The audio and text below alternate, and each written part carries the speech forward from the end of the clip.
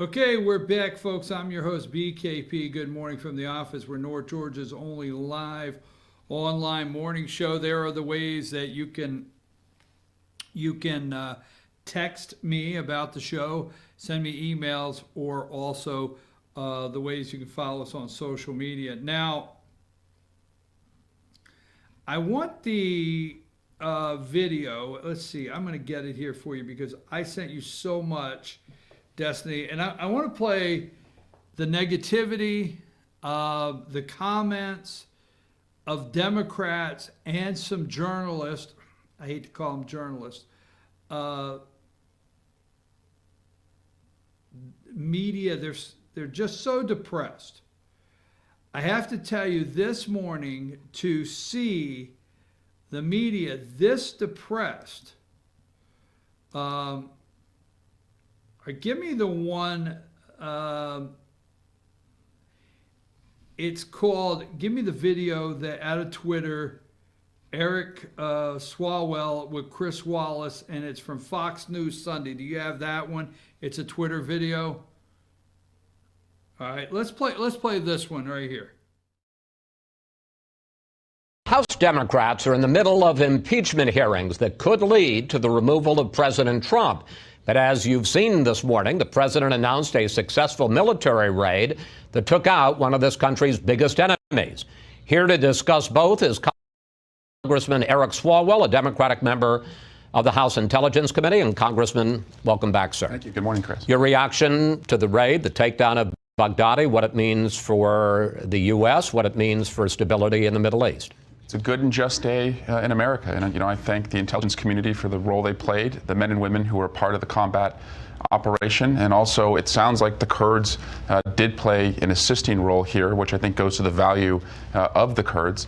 I'll say to your question earlier to the Vice President, it is unfortunate that the Speaker of the House and the Gang of Eight, at least on the Democratic side, were not notified. As you remember, after the before the Osama bin Laden raid, the Gang of Eight was read in by President Obama, and I hope that doesn't go to other issues where we are not being informed and able to play our oversight authority. Let me wait a minute. You're saying that none of the Gang of Eight, you're talking about the intel head and the ranking minority member in each party, as well as the leaders in the House and Senate, none of them were informed about this? On the Democratic side, and I was told that just before I came on. And I also read... So not Chuck Schumer, not Nancy Pelosi, not the Adam Schiff? That's correct.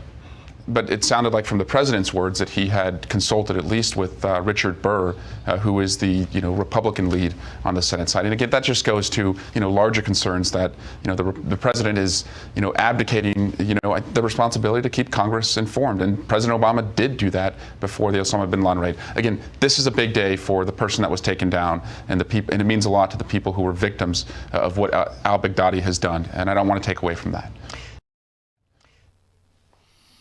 All right, so Eric, let me explain to you. Obama is the deep state. Obama is in the deep state. So the deep state did not leak on themselves. That's funny, you should say that. Leak about themselves or leak on themselves. I like that. They didn't, well, they're wetting their pants now because of Durham and Attorney General Barr. So the deep state, they are leaking on themselves. Oh, let me get back. I knew this day would get out of focus. But anyhow, so Obama, let me explain to you, Eric, is the deep state and surrounded by the deep state. So they were not concerned about a leak. And the Republicans have respect for the safety and concern for the safety of our men and women on the ground.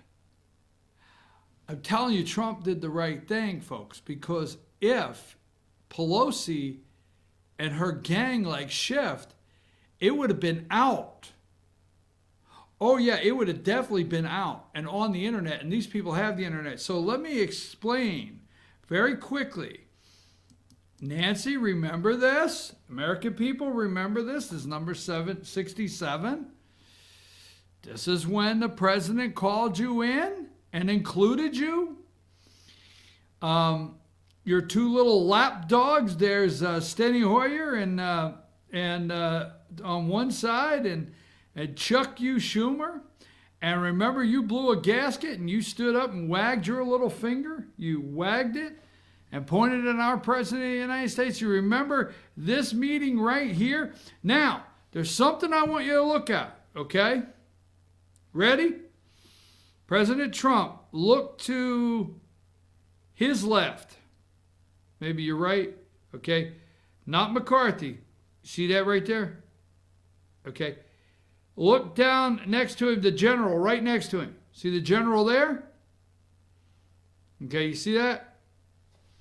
Okay, this guy on the very end, I'm not going to get into that. Now, look at those two right there. And then give me, we're going to come back to that picture. Number 10, the Situation Room.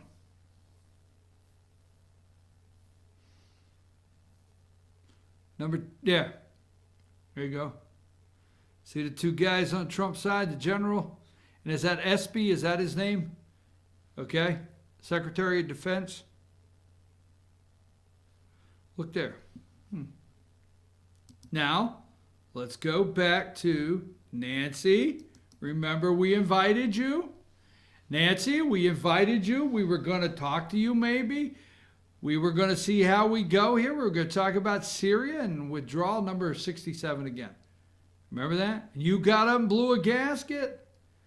We really couldn't trust you after that, Nancy. And then you remember, where did you go right after that when you blew a gasket? Number 68.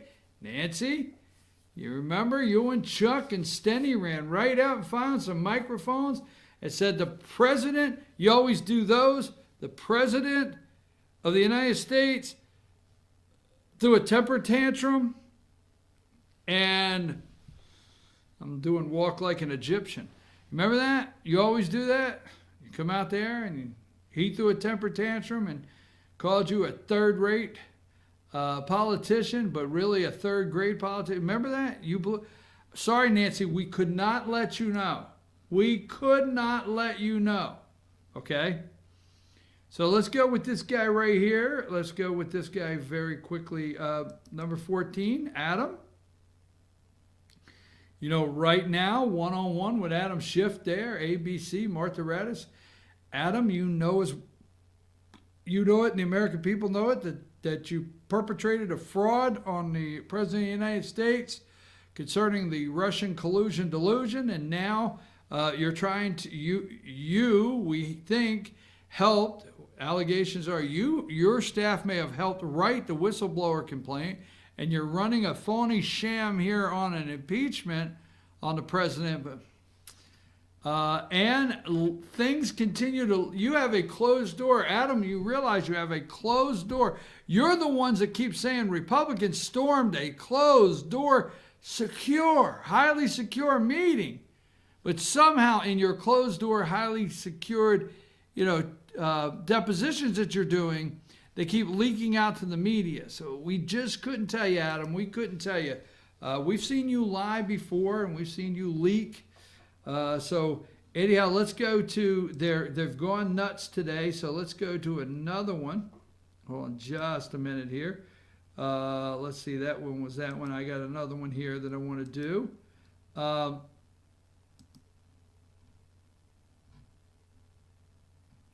Let's go to the YouTube one that says President Trump did not notify Nancy Pelosi, because we're talking about that. You got that one?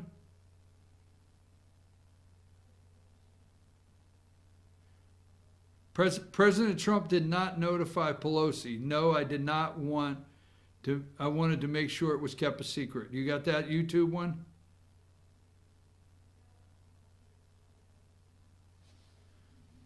No, I sent you one.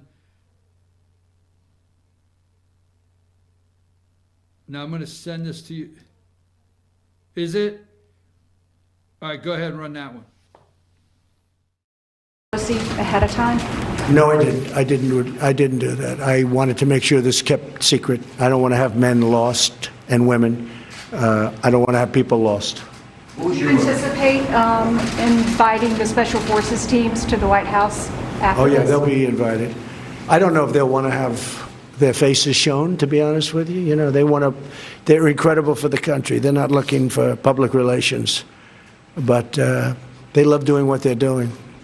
I've seen it. First Lady was out there recently looking at what they do. She came back, she said, wow, I've never seen anything like that.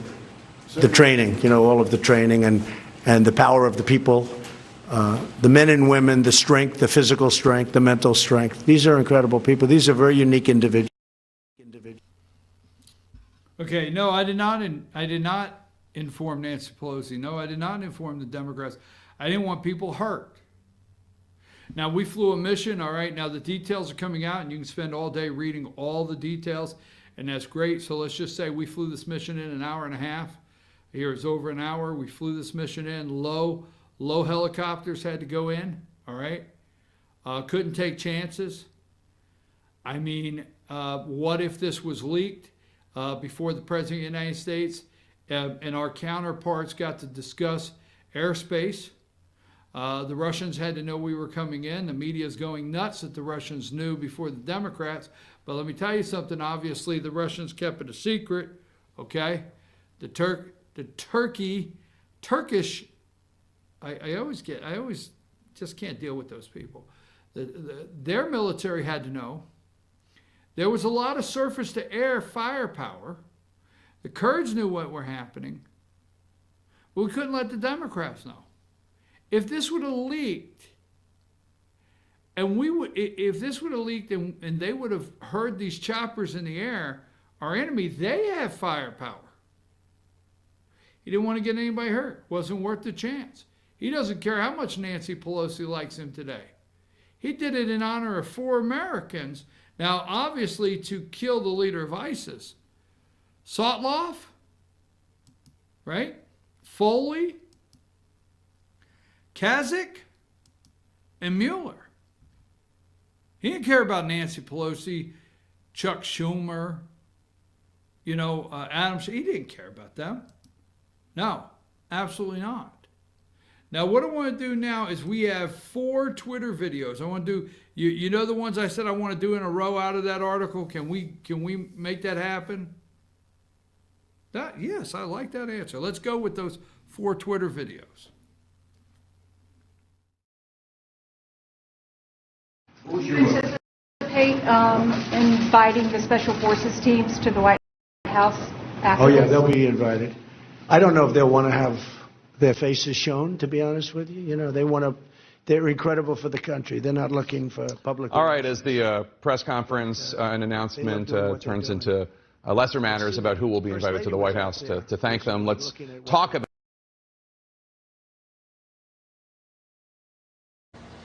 So I'll let Sandy answer the operational military question. But to me, right, this is a great day. We should be really thankful that Baghdadi is gone. And clearly the intelligence community and the U.S. military did an amazing job, and the president made exactly the right decision. And the president thanked Gina Haspel, the CIA director. And I think we'll learn more in the days ahead about what the intelligence was and how we got it, and we'll thank even more people. Bothered me a little bit some of what the president did in providing detail about taking back to the United States pieces of Baghdadi's body. It bothered me a little bit hearing the president talk about some of that Syrian oil being ours, right? Because that's what inspires some extremists. The oil comments, Margaret, really validate. At least it sounds to people like it validates 40 to 50 years of conspiracy theories about what American foreign policy is all about, right? And it's not. So a great day, but I think the president could have handled the press conference a little bit better.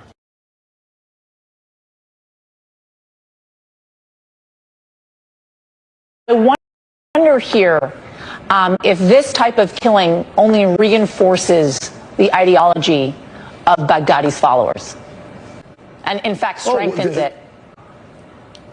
Well, it doesn't make it any easier for those of us who want to destroy the organization completely.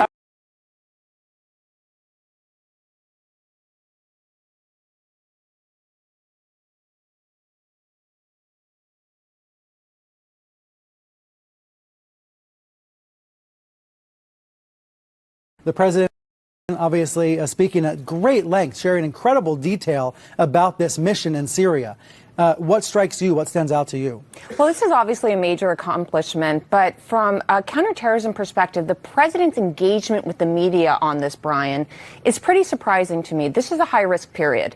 Immediately after a special operation like this, there is increased risk of retaliatory attacks and risk to human sources on the ground in Syria, for example. The level of detail that President Trump went into in that press conference increases the risk to sources that may still be on the ground. It's really unprecedented when you think about how much detail he actually went into. And Are you saying it's irresponsible? I think it is irresponsible. I think it puts sources at risk, and it's unnecessary at this point. He could have been much more succinct in what he said.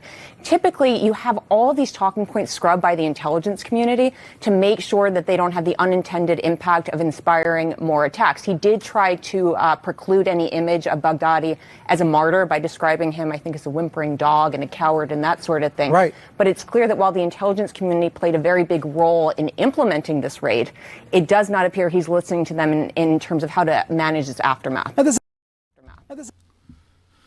All right. We're going to take a break. We're going to come back. But wait a minute. Before we go, let me tell you exactly what these people are upset with. All right. Level of detail, a high-risk period. Let me tell you exactly what they're all upset with today. Is that the President of the United States of America spoke to you, the American people. He did not go through the Democrats to get permission, okay, to hunt this dog down and kill him like the dog he is. He did not have everything structured to where he released everything through the media. He let the deep state, he did the deep state, he's not deep state, so he did not take deep state, a deep state corporate corrupt media, and release everything through the media to feed you, the American people, the narrative that they want you to have. You see, they want to claim to have reported to you the news. They want to claim to have reported to you what took place. They want to claim that their people and their... so now the only thing they have to do is to look for opposition to prove that the president is wrong, and here is the opposition because we're real journalists and reporters. That's not the case. They are mad that the President of the United States came out yesterday morning and told the American people what happened. And they can't take it. That's why they hate Twitter, and they hate everything that directly connects him to the American people. He will come out in a room full of reporters and take questions for 30 minutes, no matter who is there and what's happening, because he knows that's the chance he has to speak to the American people and tell you what really happened. We're going to take a brief break. We'll be back right after these messages.